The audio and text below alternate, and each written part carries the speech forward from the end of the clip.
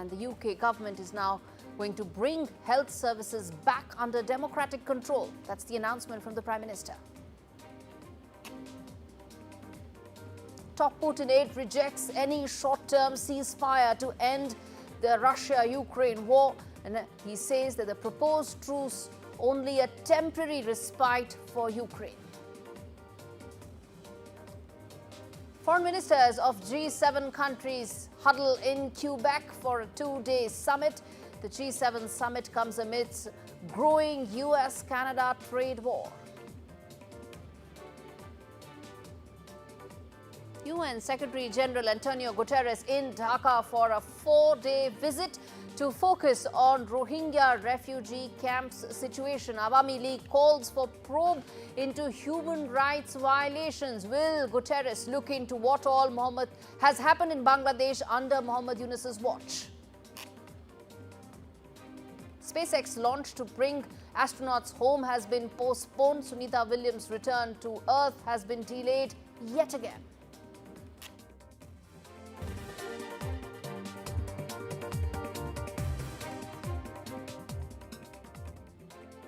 Breaking news coming in at the top of the show.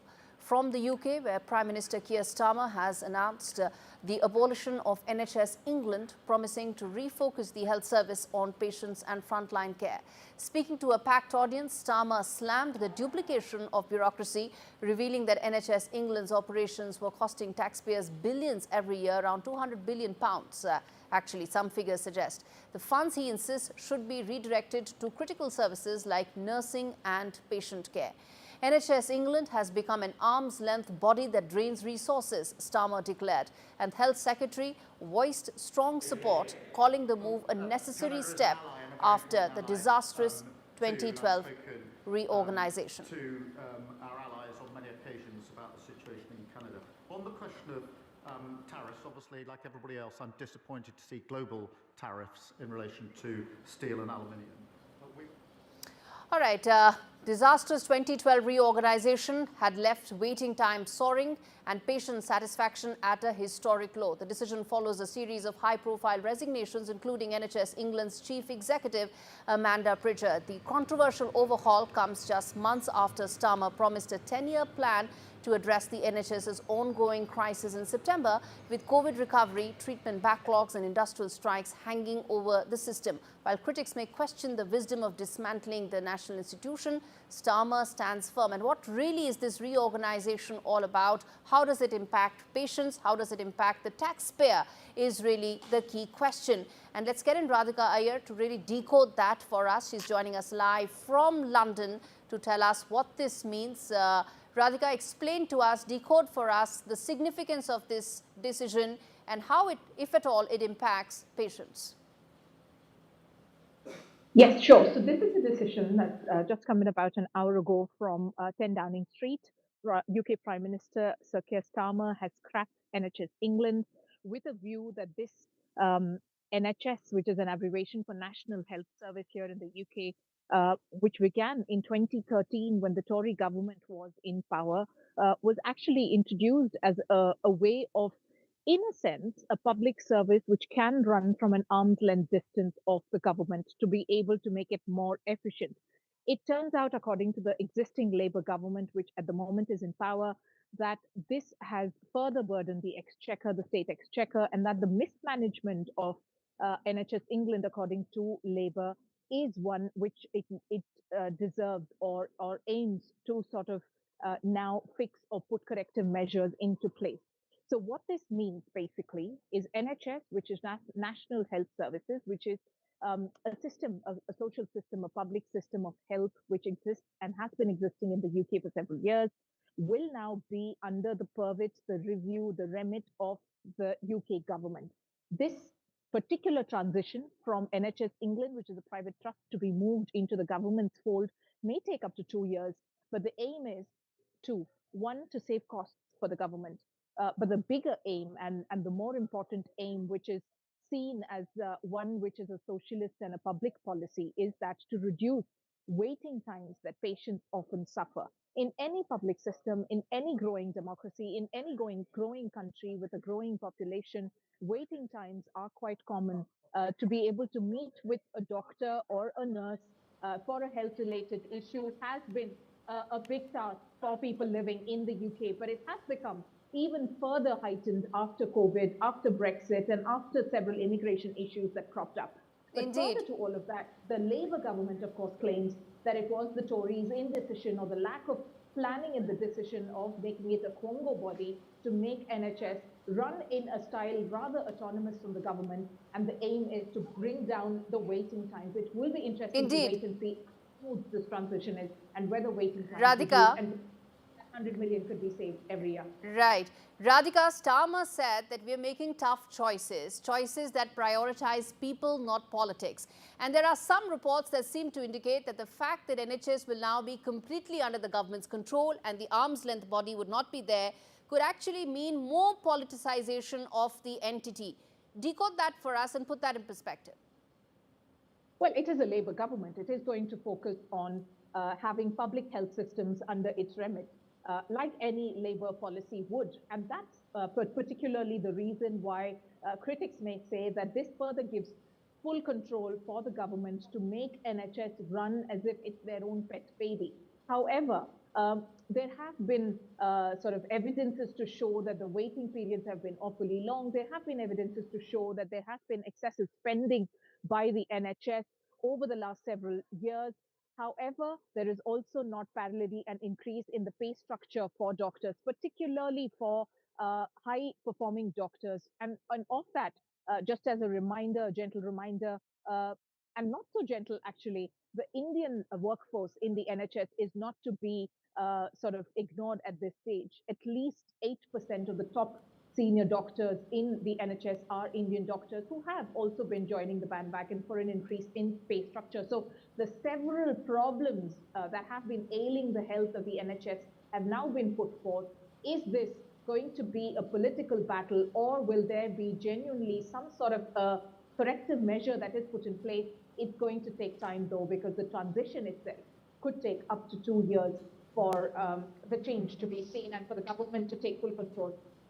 All right, we leave it there, Radhika, but thanks so much for joining us from London. But a very important piece of information that Radhika was just giving right now, which is, viewers, that the transition towards this new change and the new reorganization could take some time, and that is likely to have an impact on patients and, of course, on all that. Let's put some of those graphics on screens to really tell what is it that NHS is all about, why it's important, and why it impacts every one of our viewers watching this broadcast in the UK right now, which is that the NHS transition, when it happens, that Keir Starmer just announced, will take some time. It could be 18 months, it could be 24 months, and during that period, how the uncertainty could have a certain impact. Not the quotes, but the graphics pertaining to what NHS is all about.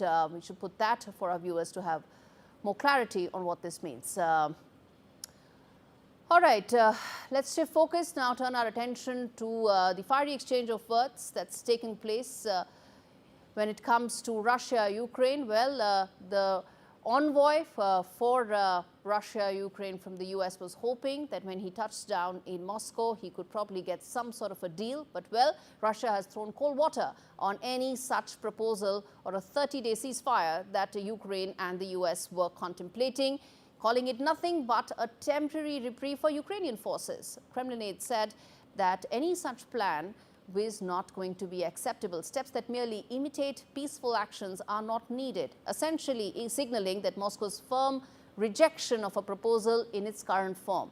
So, as former Trump envoy touched down in Moscow for peace talks only hours ago to a rather rude shock, Russia has made its stance absolutely clear. It's not interested in a quick fix.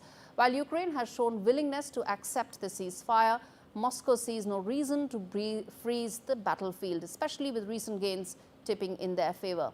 Moscow is reportedly pushing for a laundry list of maximalist demands. What do they include? Well, demilitarization of Ukraine, and when it comes to the Western military aid, making clear that any ceasefire hinges on significant concessions that have to be made. Foreign Ministry spokesperson, in fact, warned that Moscow would not tolerate foreign peacekeepers in Ukraine, another key demand that is there, promising a strong response if at all they are deployed. With Putin focused on what he calls the root causes of the conflict, it remains to be seen whether any of these talks could lead to anything constructive, any movement forward. Russia's demands are threatening to drag the negotiations on for much longer. Battlefield victories continue for Moscow, and so does its hard-line stance. Where does this take the war? Is it something that's going to go on for long? Before we go and delve into that in greater detail, listen in to this soundbite coming in from Kremlin. Никаких нет сомнений, что достаточно скоро Курская область будет освобождена. Okay, let's get in a live guest joining us from Ukraine. Olya, who's the head of the Foreign News Desk, joining me live from Ukraine. I also have Fred Weir, who's a senior journalist from Russia, to really decode what this means for the two sides, and Mr. Brahmachelani, who is a strategic affairs expert. Before we get the two sides of this war, let's start with Mr. Chelani to really get a sense of what this entire issue at this stage looks like. Mr. Chelani, the fact that the Kremlin aide has rejected any possible 30-day ceasefire options that were on the table indicates that there could be more back and forth on this. You're right. It's been the Russian position for long that they will not accept a temporary ceasefire. So it's not a surprise that Russia has poured cold water on the US proposal. In fact, Russia has little incentive to stop the fighting while it's making advances on the battlefield. In fact, even in Kursk, the little sliver of territory in Russia that Ukraine had occupied, in recent days, the Ukrainian forces have been in retreat. Russia has now reoccupied Shudza, which was the logistical hub for Ukrainian forces. So given this background, and given the fact that the momentum is in favor of the Russian forces, clearly Russia is in no mood to accept a temporary ceasefire. If it's going to be a resolution of the conflict, a regular ceasefire, it would be a different matter. But I think it's more interesting to look at why the Trump administration is pushing for a ceasefire. Trump has portrayed his effort to end what he calls a savage conflict in Ukraine in altruistic terms. He says for the good of the world. In reality, Trump is seeking to cut America's losses and prioritize the China challenge. This war, far from advancing the US objective to degrade Russia's military power and derail its economy through unprecedented sanctions and military aid to Ukraine, yes, is distracting the US from more pressing challenges and promoting an unholy China-Russia alliance against America. So Trump wants to end this war so that the US can focus on its priority area, which is the Indo-Pacific. yes. And so it's in America's interest to see an end to this war. Let's put that to some of the other panelists on the show. Fred, respond to what Mr. Chelani just said, and a very valid point, which is that the momentum is in Russia's favor. It wants to extract the maximum possible it can out of these talks, which is why any ceasefire is unlikely to be accepted. Yes, and as he said, it's no surprise. The Russians have made their position very clear, at least since January, about this. And they are gradually winning on the battlefield. It's a horrendous war. It's incredibly costly on both sides. But as you can see, I mean, in today's headlines, the Ukrainian salient in Kursk is collapsing. So the momentum is on the Russian side, and mathematics overwhelmingly favor Russia in a war of attrition. So I'm a little surprised that But isn't the onus of trying to get some sort of a peace deal with Russia now, given that they've made some deals on the table, they've put some frameworks on the table for Mr. Putin to now evaluate? You know, it seems like, and it's too soon to say, we don't know. These talks in the Kremlin are still ongoing, but it seems like they simply came, Stephen Witkoff simply came with a ceasefire proposal. Stop shooting now. You know, that was going to be a non-starter The meeting itself could be a non-starter actually, because he touches down on Moscow and realizes that the proposal he had in hand to negotiate and to talk with Mr. Putin is now something that's unacceptable to him. All will respond to that. Where does that leave Ukraine in the midst of these hardening of stance by Mr. Putin? Well, for us, this is for us, this is an existential war. So Ukraine has no other case either to go on fighting Russia. Well, I would agree with other speakers that it was expected that Russia will not agree for the ceasefire terms that will be proposed to it. How I can say this, because I feel it every day. Though living in the western part of Ukraine, which is considered more safe, like just a few hours ago, we had an air raid alert. Each evening, Kyiv and more central and eastern cities are attacked by Russia. So they do not we can't see that Russia is ready for any kind of ceasefire. But from the Ukrainian side, we are ready for that. Though this ceasefire, it should be on just terms, and if we talk at first we talk about temporal ceasefire. If we go on talking about the long-term ceasefire, it should be on just. Yeah, it should be on the just peace, not the peace. You are saying just, unjust, whatever terms you are saying, there is no deal on the table essentially. Mr. Chilani, then we're back to zero essentially, back to square one, isn't it? Because whatever proposal that Mr. Steve Witkoff wanted to take to Mr. Putin has already been thrown out of the window. So what next? But look at the irony. The US comes up with a ceasefire proposal just for a 30-day ceasefire, and it seeks to impose it on Russia. It can impose its will on Ukraine, as it has done. It twisted Ukraine's arm and forces to accept a 30-day ceasefire proposal during the talks in Saudi Arabia. But you can't do that to Russia. You can do it to one of your allies. Today, the most striking thing about this war is that the unity in the West over the Russian invasion of Ukraine, that unity has collapsed, because now there is a clear split between Europe and the United States. And then we have the Global South. The Global South, since the beginning of the war, has remained largely unified in seeking an early negotiated end to the war, largely because the Global South has a stake in the early end to the war. It has been hit hard by the international fallout. The war has jacked up international energy and food prices and disrupted the world economy. But it's a small or vulnerable developing nations with limited foreign exchange that have borne the brunt of the economic fallout from the Ukraine war. So we have a very divided world today. And in this divided world, for the US to seek to impose a proposal on Russia, it seems somewhat odd. I'm hardly surprised that the Russians have treated it with scorn, because the way to end a war is to privately negotiate. Yes, and not to seek maximalist demands. Absolutely, not to seek maximalist demands. I'm afraid I have to end this here. Thank you so much. The pace at which things are changing, I believe we are going to continue these conversations sooner than we realize. Thank you so much, all three of you, for joining me on this edition of India Global. Well, bottom line, viewers, this is that in these troubled waters and murky waters of international diplomacy, Russia has tossed a new grenade into the ongoing conflict, rejecting the 30-day ceasefire proposal. As the US treads carefully, the world watches as alliances teeter on the brink of collapse, with peace hanging literally by a thread. Zelensky stands firm. He is not willing to concede territory, but he has accepted a ceasefire.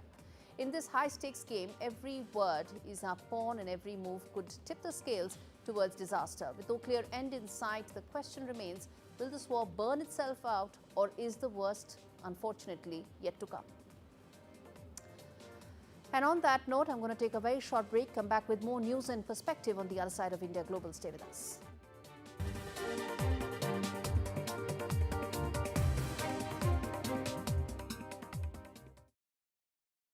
Ever since she was a little girl, Hope loved to braid.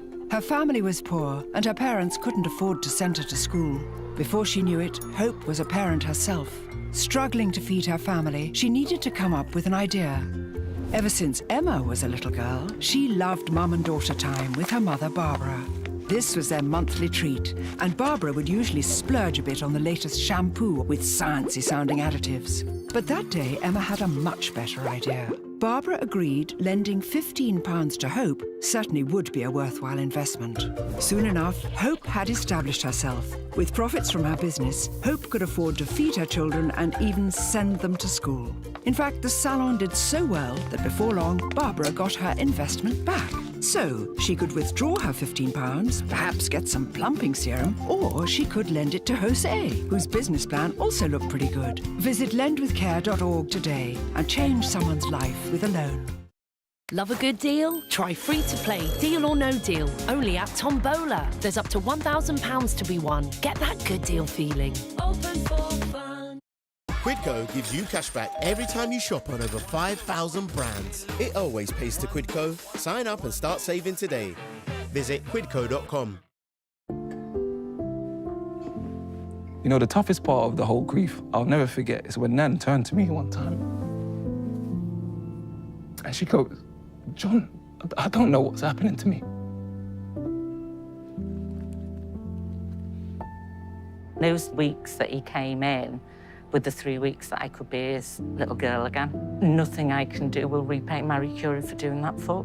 The amazing gift that they gave me was I was there at his last breath. He was there for my first. In the calls, they just listened. She just said, "John, just speak." Although people don't like to talk about it, but we're getting older, it has to be done. You start to think about, well, what would I do? Where would I want to leave things? I will give everything back that I can to the hospice that gave me so much, not only in my name, but in Dad's name. Who do I give my assets to? I didn't realise you had a choice. Give better end-of-life care to all. Get your free will guide today. At AJ Bell, we're all about making investing easy. It's why Which rate no other investment platform higher for ease of use. Open an award-winning account today. Today, if you can think it, you can make it. But the same goes for cybercriminals. Because with AI, they can invade your online privacy, scam you, and bombard you with real-looking threats. That's why our VPN combines AI-powered scam detection with advanced online privacy protection. So you can live your best digital life. Norton VPN Ultimate. Advanced tech for advanced threats.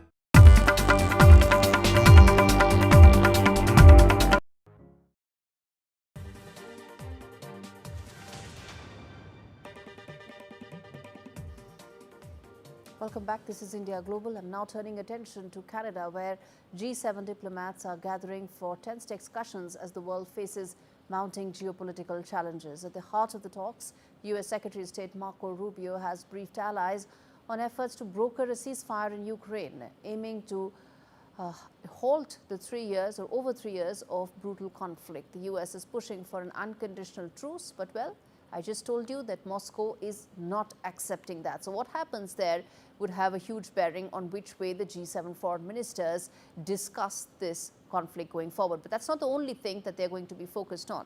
Trump's imposition of heavy tariffs is likely to dominate the G7 conversation amongst the foreign ministers, whether it's steel, aluminium, all of it, with so many retaliatory tariffs, particularly on the host country, which is Canada, which is now facing Trump tirade on multiple counts. There's also the fact that Donald Trump is very serious about annexing Canada, calling it the 51st state more than once. So as I said, the host country may see tensions with America. And as the G7 convenes, the world watches to see if diplomatic ties can withstand the weight of trade wars, territorial threats, and the fragile hope for peace in Ukraine. Let's get in Jessica Stone, who's joining us live from Washington. She's from Voice of America. Jessica, good to have you on the show. It's going to be very tense discussions at the G7 foreign ministers meeting, isn't it? Yeah, it certainly looks that way. I mean, the essential measure of that really is whether or not they can even agree to the language in that final statement for the G7 foreign ministers. As you mentioned, Secretary Rubio in Canada at this hour, beginning meetings with the foreign ministers, and just in a few hours' time scheduled to brief them on Ukraine and the latest on those ceasefire negotiations in the context of both Europe and global peace, according to the schedule. And this comes after Russia did put those conditions on just getting to the table, saying that it does not want any foreign troops on the ground in Ukraine, and saying that it absolutely will draw a red line if the U.S. offers or NATO offers membership to Ukraine. Of course, something that the U.S. has not been promising to offer. And Rubio has been on the record saying that he does not want these tensions to affect the final statement. Again, it makes it difficult to come to terms with them, though. And meantime, we've got NATO Secretary General Mark Rutte here at the White House in just a few hours' time to meet with Trump, potentially to really underscore the need for NATO's involvement in all of these talks, because, of course, they haven't been at the table. All right, we leave it there. Jessica, always a pleasure to have you on the show.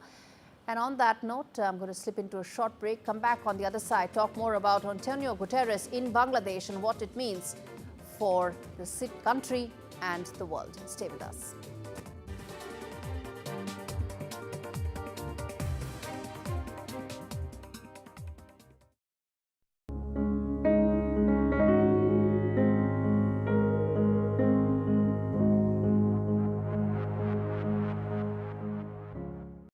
From tech titan to global philanthropist, Bill Gates has had a huge impact on the lives of millions across the world.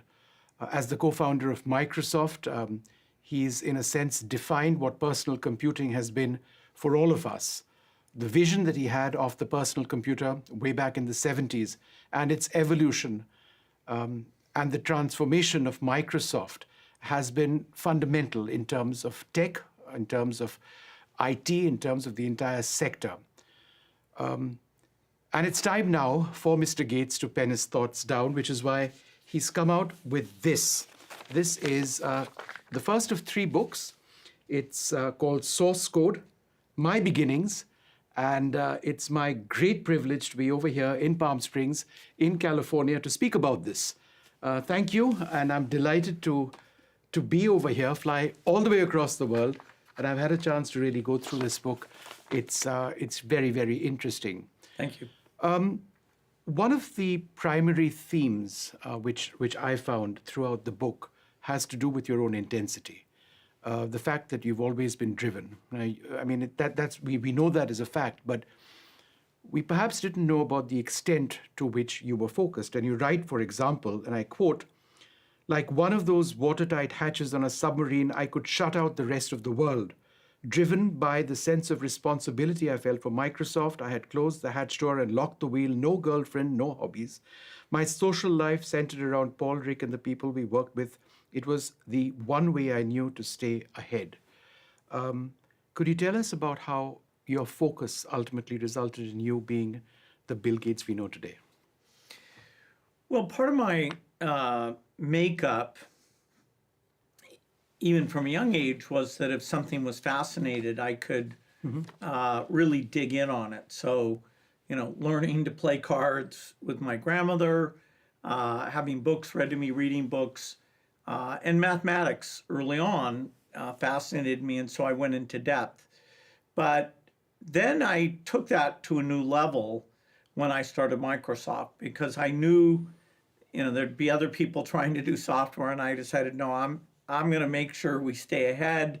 I was always kind of worried somebody else would do well. And so during my 20s, I was really monomaniacal, not only using that ability to focus, but kind of making sure that software was the only thing that I focused on.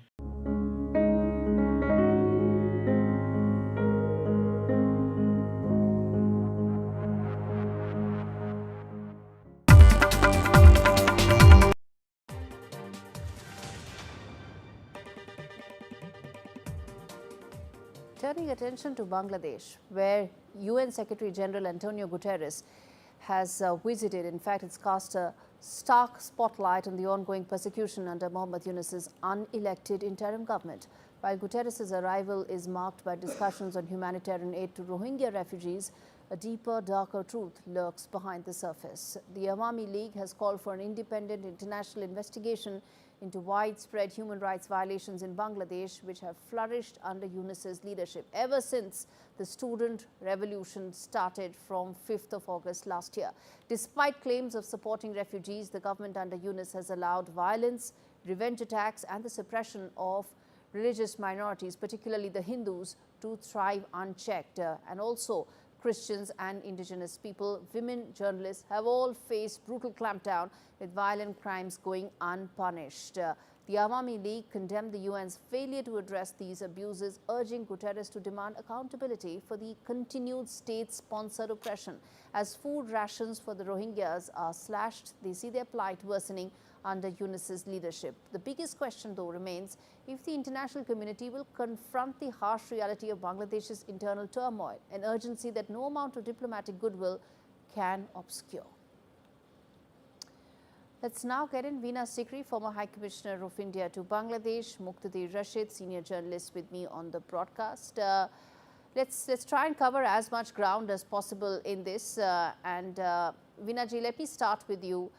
The fact that Antonio Guterres is there should also be a clear reminder that it is not just a specific set of people and a specific set of issues that he should be looking at, but all the attacks that have happened under Mohammad Yunus's tenure since he took over.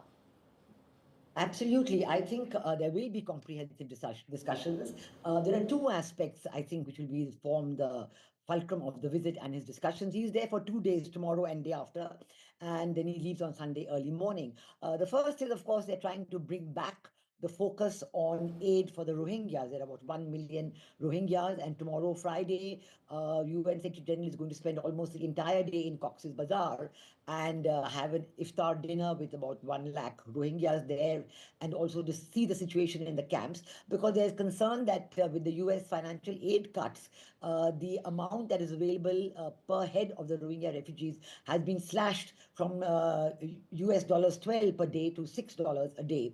And there is a great effort now to raise this amount, and also to see how the help for the Rohingyas can go up. But I think there is also another very important aspect of the UN Secretary General's visit, which is bound to come up in all detail, which is that, as we know, that very recently the UN Office of the Human Rights Commissioner had released a report, and they had been invited by Mohammad Yunus to investigate what had happened in Bangladesh between 15th of July last year and 5th or 15th of August of last year, 2024. And that is very politically convenient that you only investigate the turmoil till Sheikh Hasina's tenure and not investigate anything further. And let's put that to Muqtada Rashid, that if at all human rights violations have to be investigated, they have to be investigated in its totality. It's not like after 5th of August, attacks stopped or radicals stopped their attacks on minorities or the vandalism stopped. All of that continued unabated, didn't it?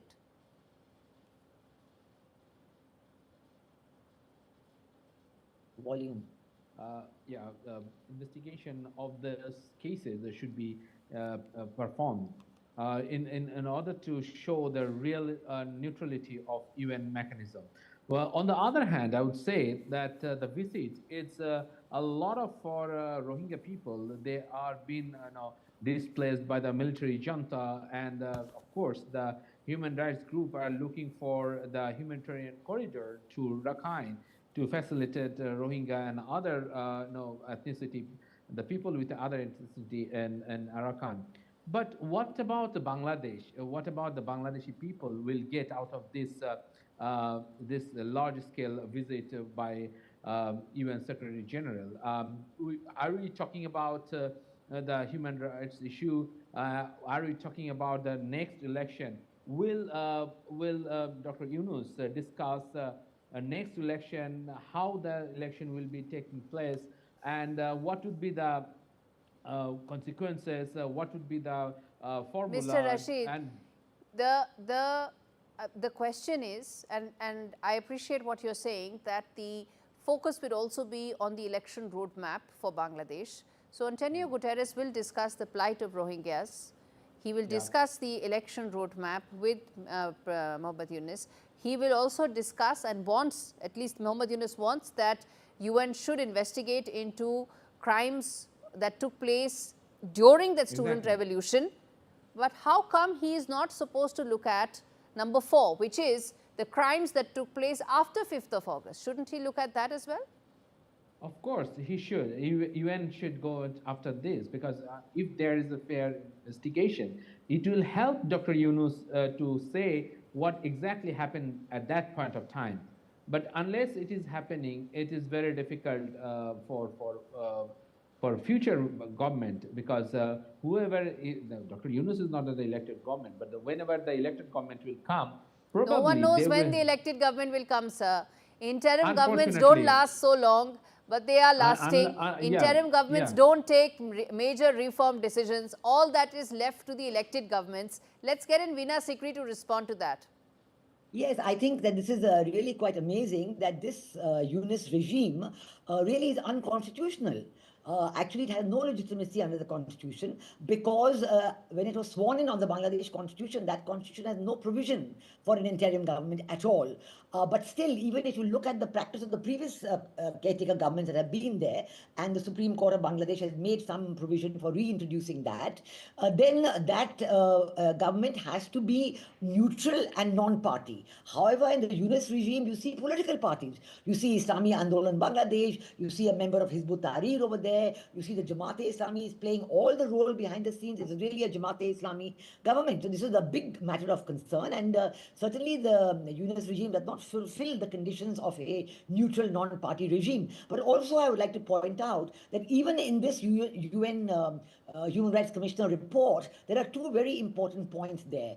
A, it is restricted just to this period, and certainly it should be taken up that it must extend to beyond. But even on this restricted period, the conclusion of the UN Human Rights Commissioner was that from the evidence that has been provided, there is no way in which they can assign individual guilt.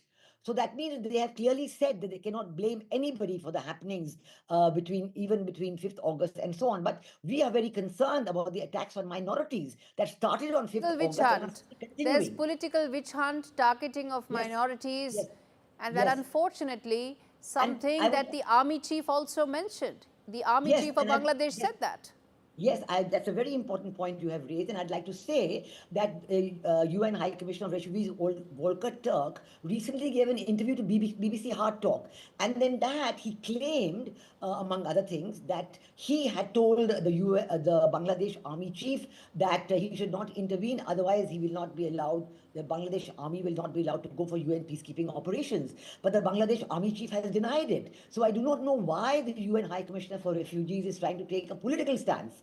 And you know, it is amazing. Muqtadir Rashid, respond to that. Respond to that, that why is it that this body is taking political sides? I don't think that's a political side. It might be his personal opinion on that, but UN has its very popular kind of image in Bangladesh, and even any other country, whoever comes to the political discourse, the UN is the only agency that has the credible footprint in Bangladesh, and we believe that UN will take its legitimate decision in days ahead, and if there is a possibility, maybe in future that the next government, whoever in power, they will allow UN to independently investigate what happened during the Yunus regime. No, but every time we can't keep going back 15 years, 20 years in time, and politically convenient to not investigate what happened after 5th of August. As far as UN's credibility is concerned, Muqtadir, we can have another show on just the credibility or the lack of it as far as UN is concerned. But thank you so much, both of you, for joining me on this edition of India Global. I now turn attention to a story which really shocks and shames me, which is the alleged rape of and molestation of a 36-year-old British woman at a hotel in South Delhi's Mahipalpur area. The woman arrived in Delhi on 11th of March, had befriended one of the accused on Instagram after meeting at the hotel. The man allegedly raped her after several drinks. She later visited a hospital on the 12th of March where she reported the incident, and she has also accused a second man, a hotel staffer, of this crime. Both men were arrested. Case has been filed. And once again, Delhi is in the spotlight for not being able to protect women in this city. As I said, a shocking incident that only shames me as a Delhiite. And on that note, a quick break. More stories on the other side.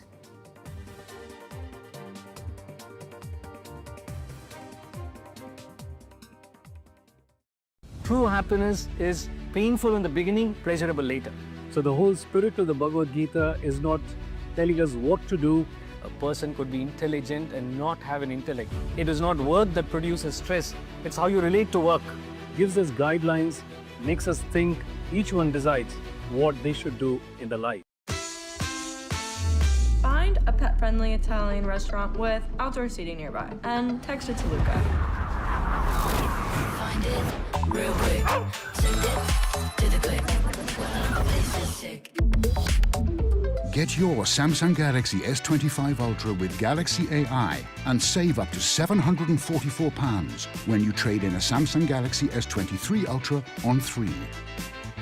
Life needs a big network. Why do broadband switchers choose EE? Because for just $26.99 a month, you get our most reliable full fiber with nothing to pay up front. So you can keep working while the kids nail dance practice or help them get that homework project off the ground. Plus, we'll even give you up to £300 towards your leaving fee. And we'll handle the switch for you. Search EE Broadband Deals.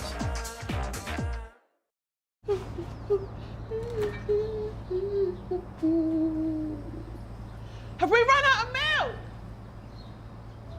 Make more room for beauty. The hottest new arrivals join all your favourites at Boots. Don't worry, found it.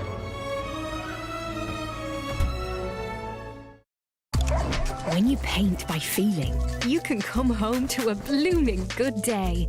Change starts here. Dulux. Nescafe frothy coffees, because sometimes nothing tastes better than a no. With a creamy, long-lasting froth to get you ready for your next yes. Say yes to our best-tasting cappuccino. And now, get ready to mix things up with new Nescafe Kit Kat Latte. Who doesn't love a good deal? Meal deals. Be rude not to deals. Seal deals? Or a bit of deal or no deal? We've got free-to-play deals with no deposit required. And up to £1,000 to be won every day. Get that good deal feeling only at Tombola. Open for fun.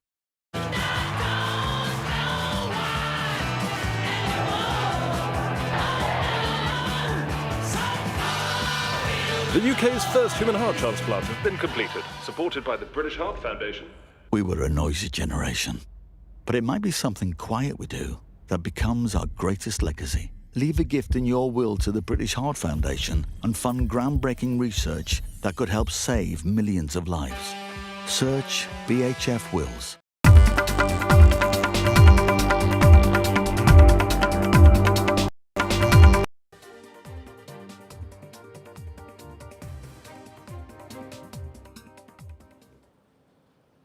This is India Global. I turn attention now to the latest as far as Sunita Williams is concerned. She went for 8 days, she stuck there for 8 months. And a NASA SpaceX mission that aimed to clear the way for the 2 stranded astronauts to get back to Earth has now been further postponed.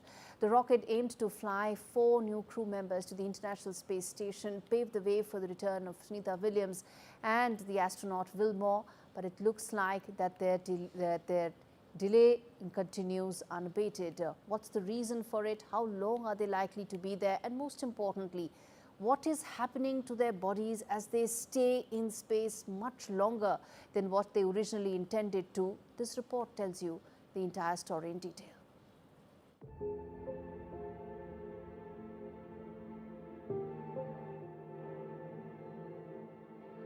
NASA postponed mission to bring back stranded astronauts Sunita Williams, Butch Wilmore. Stuck in space for 9 months. Last-minute technical issue with the rocket's launch pad. Wait to bring back astronauts Launch, continues. unfortunately, due to the hydraulic ground issue. The wait to bring back astronauts Sunita Williams and Butch Wilmore continues, as SpaceX delayed a mission for the return of the duo stranded on the International Space Station The delay was attributed to a last-minute technical issue with the rocket's launch pad. NASA's SpaceX Crew 10 is now targeting a launch no earlier than 7:03 p.m. Eastern Time on Friday. The pair has been stuck in space for 9 months as the planned 8-day stay aboard the ISS dragged on after a trip on Boeing's faulty Starliner. NASA had moved up the mission by 2 weeks after US President Donald Trump and SpaceX CEO Elon Musk called for the astronauts to be brought back earlier than the US Space Agency had planned.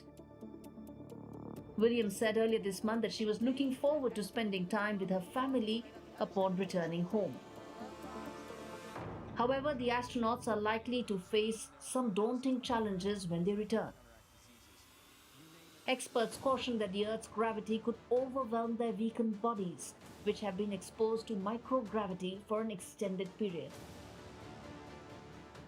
They will need up to 6 weeks of intensive rehabilitation to help restore muscle strength and bone density.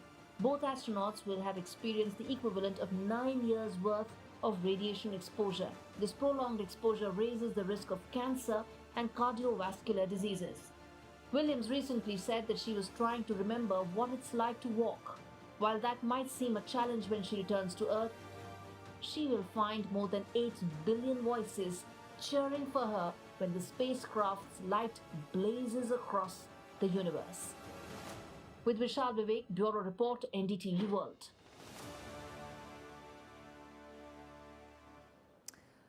All right, Dr. Ravi joins me to talk more on this. He's a former NASA scientist, a global space ambassador. So thank you so much for joining me today. And help us understand that a stay that was supposed to be 8 days is now 8 months and counting. What is the kind of impact this is having on the 2 astronauts? Very good question. First of all, thanks for inviting me. It's a great opportunity for me to present, what we are thinking in terms of, those people. They're not really stuck in space, nor they're stranded. We have had people even before them staying more than 400 days actually in space, and some 374 days. Yes, it does make a big impact on the muscle and bone mass loss, fluid shifts, which because you're not standing, all the body weight, is not taken by, the fluids go down basically, and you have a major problem with the cardiovascular system. So to compensate that, we have training exercises and make sure that, these exercises compensate for what is happening to their bodies. Now, as far as the stay goes, yes, we have space travel is extremely difficult job, and launching humans is even more. I have launched 100 space shuttles with 700 astronauts, so I know safety is the utmost important, and we are not going to let safety compromise anything else. And we are always looking at the safety of astronauts first, and make sure they're safe in space. And as they come back to Earth, we are already planning to have exercises and cardiovascular studies and stuff like that. I met many astronauts as they came from, like people from Australia and stuff like that. Yes. Andy Thomas, and they do have some repercussions when they come back to Earth. But NASA has done these studies over a period of 20 years. I've been with NASA since 1986. I'm retired. 88. I'm retired. But I know about human safe. So then, Dr. Ravi, I want to ask you this: that after these astronauts come back, how long will they have to recover? How long will the process take before they are fit for another space travel expedition? Good question. I think more than 4 to 6 months should be plenty.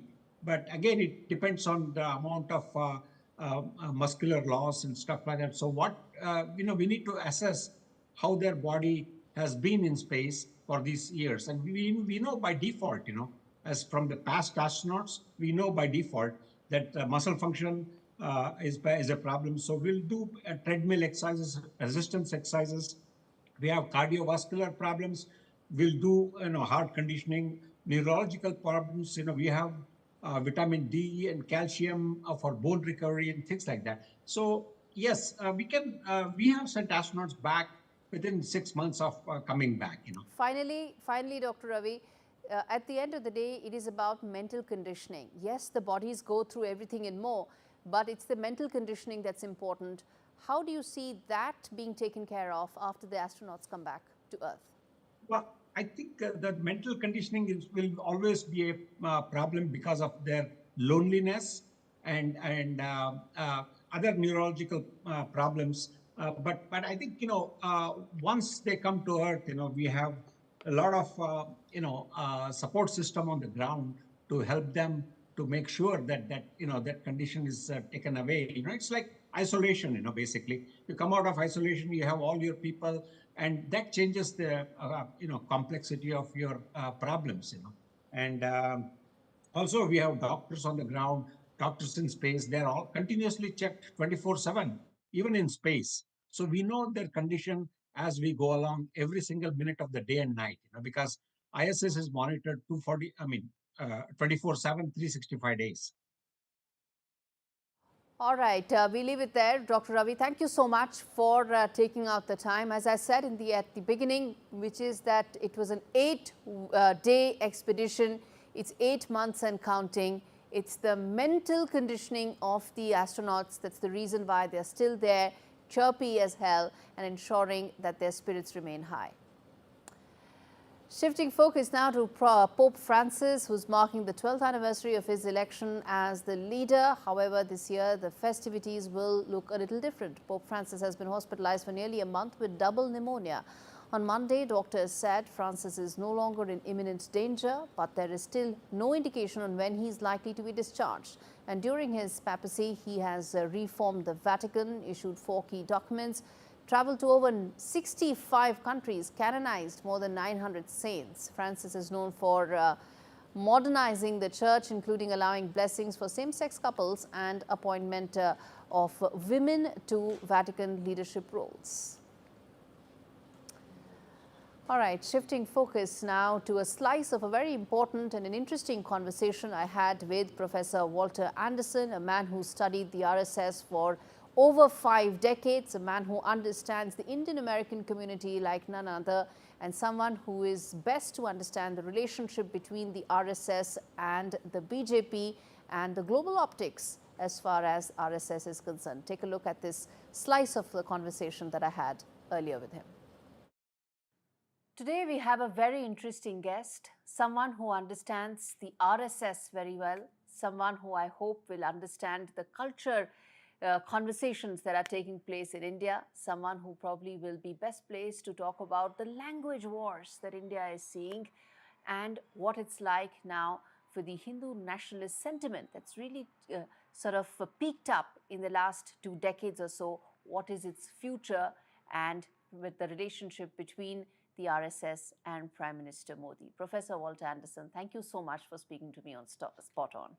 Thank you. It's my pleasure to be able to appear on Spot On with you for this presentation. And you're right that the RSS has now become, an organization that has much more input than it thought it would have 100 years ago when it was founded. This is the 100th year anniversary of its founding, and all sorts of programs are planned. But it's also, as people look at the organization, how did it change? What is it? And you're absolutely right. It is playing an increasingly important role. And that's something in itself has some concern about, because as you become more important in the political sense, you also become subject to attacks as well. Mm-hmm. So what got you started into the research and study of RSS? Because that's not a topic that a lot of Western academics pick up. I was a graduate student at the University of Chicago in mid to late 60s. And my advisor was Professor Lloyd and Suzanne Rudolph, very renowned Indianists, now unfortunately dead. And they had suggested to me that I pick a topic which would have relevance and where you would get in kind of on the ground floor on something, which is typically what happens with PhD dissertations. It's something that's new and started. And they said, we have just seen M.S. Golwalkar, who was the head of the RSS at the time that they had a visit to India in the 60s, early 60s. And they said, we are convinced this is an organization, the RSS, that he leads, that was going to play a major role in Indian politics. It was already beginning to at the time they saw him, but they predicted it would be more. So they said, why don't you do a study? You're absolutely right. Almost nobody else has. There was only one or two that I can think of, and they had difficulty getting access to the RSS to do studies about what it was all about. And so I did. I decided I changed my dissertation totally, and I had to take some courses, extra courses in Hindi, because I wasn't sure how much the people I would be interviewing would know English. So I'm glad I did. Actually, I did use some translators from the university where I was. Fellow students would say, "Oh, I'll translate for you. I'll go along." In fact, that's another story, because when I first came, I thought there would be some criticism of what I was doing, because the RSS is was then, it still is to a certain extent now, a very controversial group, but I never had any problems about that.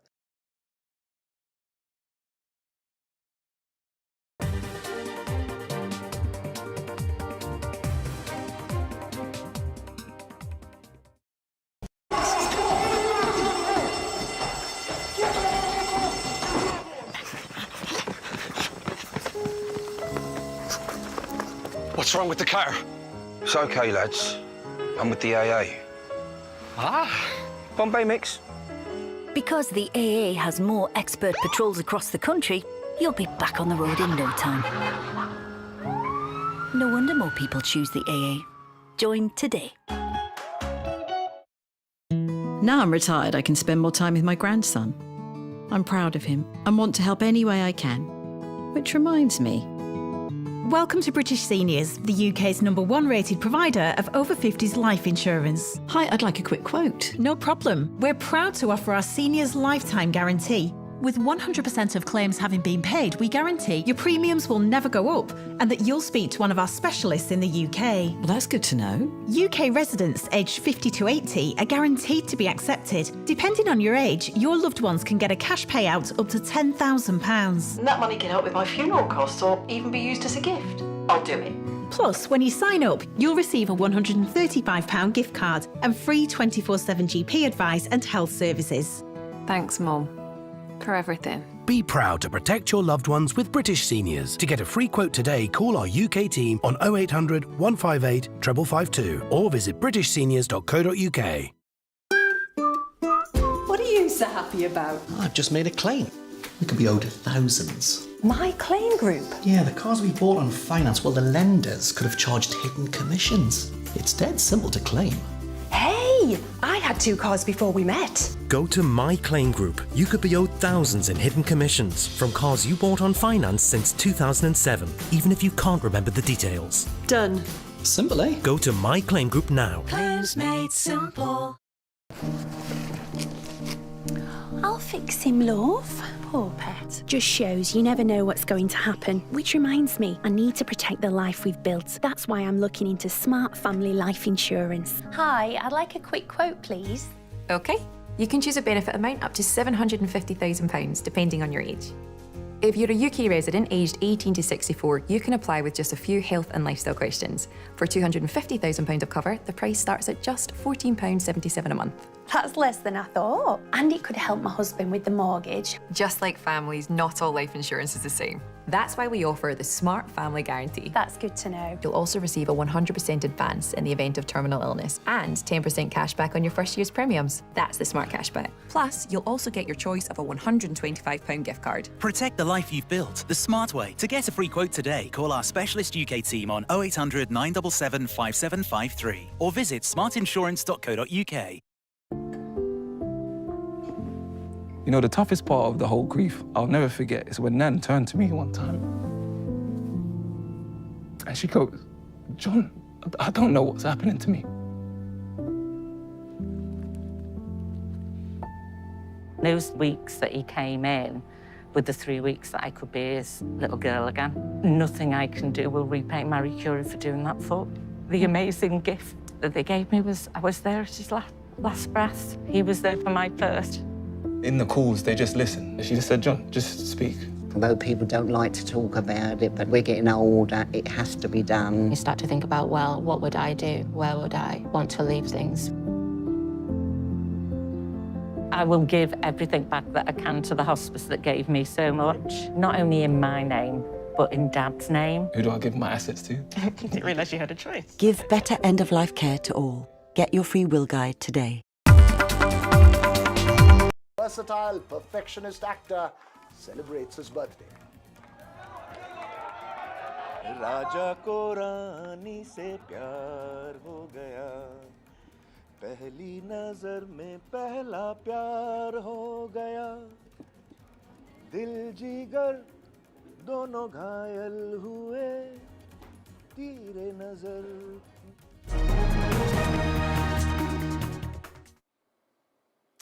Well, now to our continuing focus on the Rania Rao case. Enforcement Directorate raids linked to the gold smuggling case involving the Kannada actor were conducted in several places in Karnataka, including in Bengaluru. This, even as more details from the DRI's submission before the court came to light.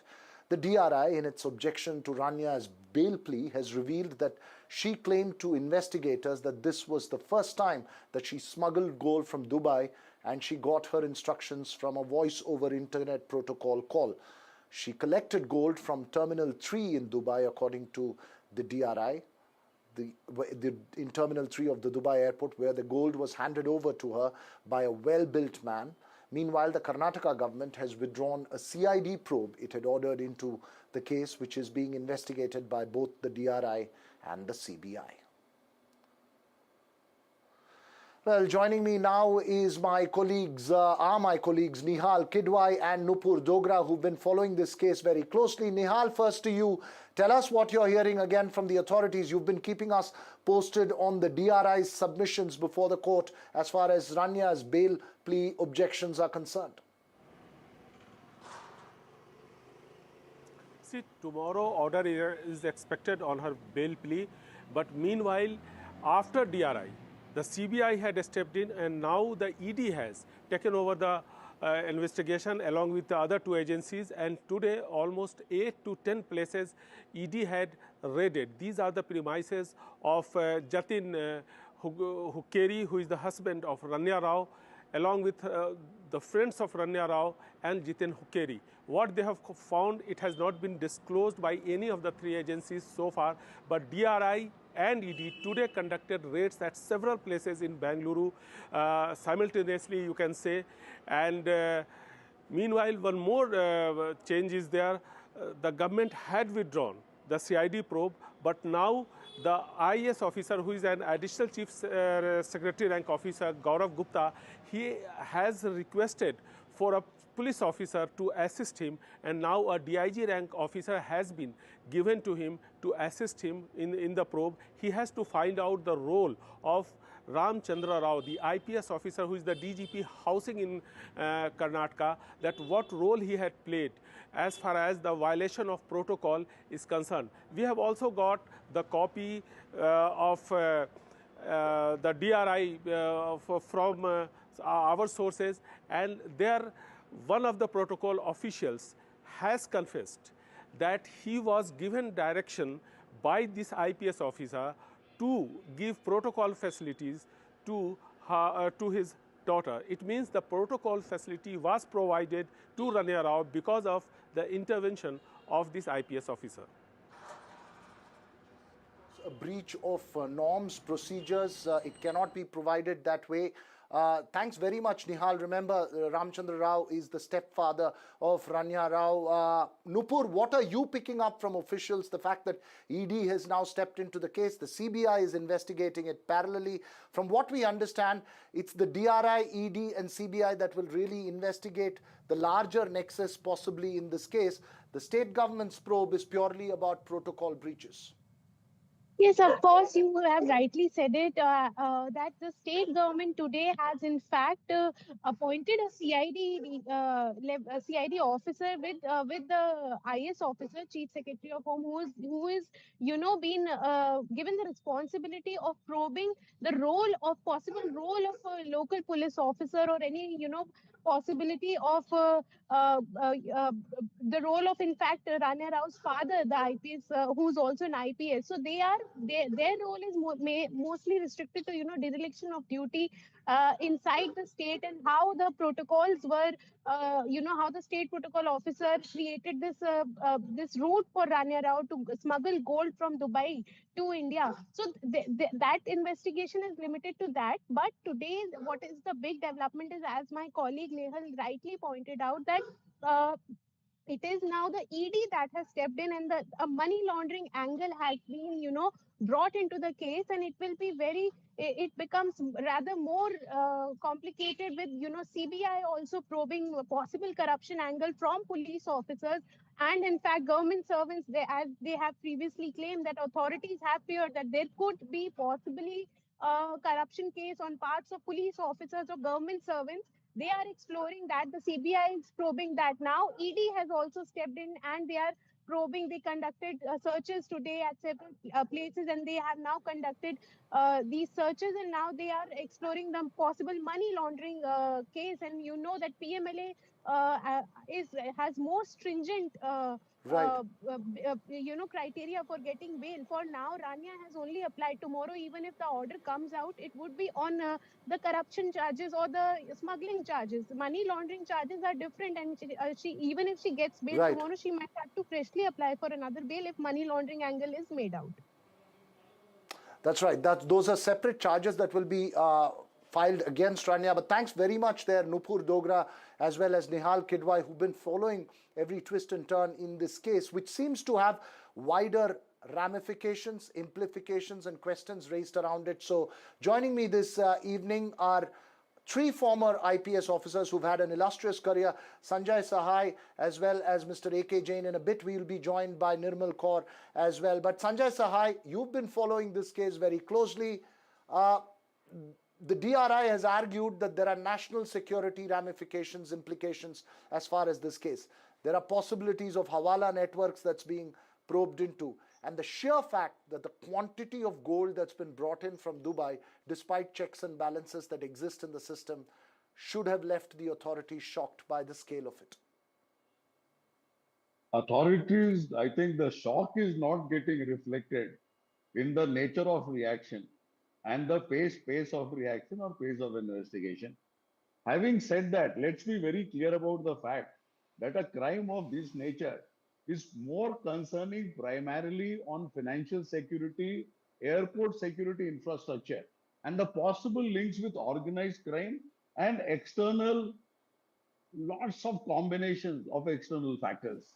So where we are stuck up today is that the gold smuggling and terror financing links are there. It is a well accepted link, as in the manner with drug trade is there. In the very same manner, we have the gold smuggling and terror financing link, and it's connected with organized crime. What is even more intriguing is that there has been a breach in the airport security infrastructure.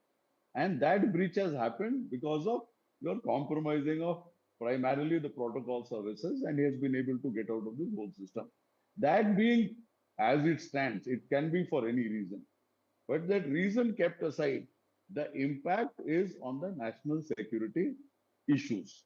And it can be gold today, it could have been it could have been drugs, it can be anything.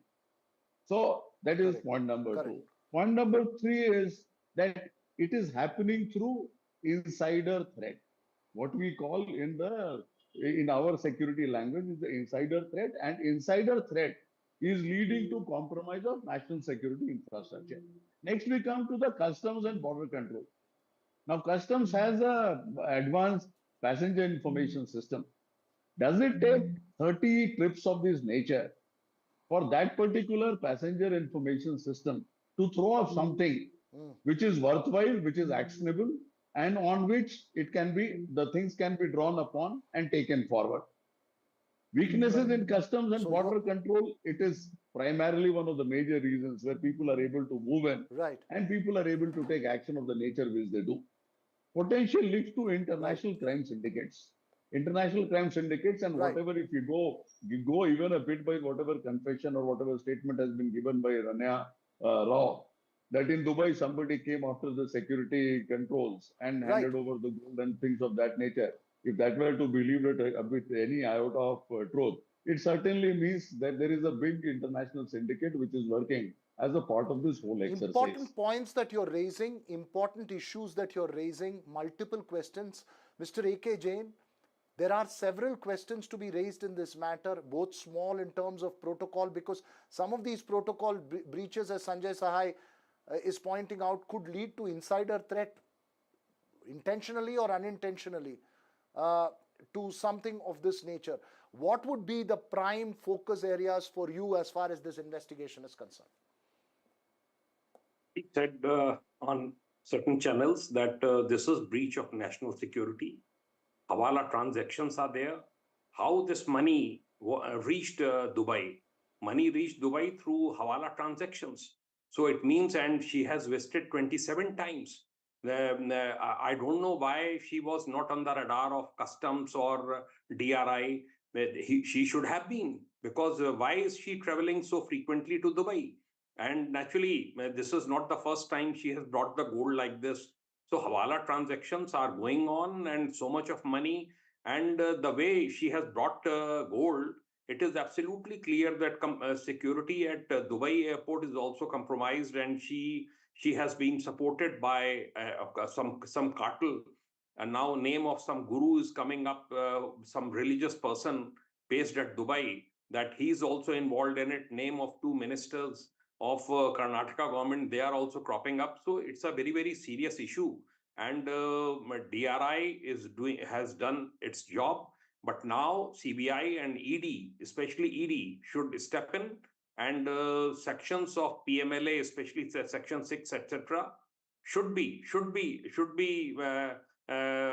invoked, and action should be taken, because getting bail in PMLA will be very, very difficult, and all the properties which she has in which she has invested money or she has bought, they can all be seized under PMLA, because PMLA powers are very wide.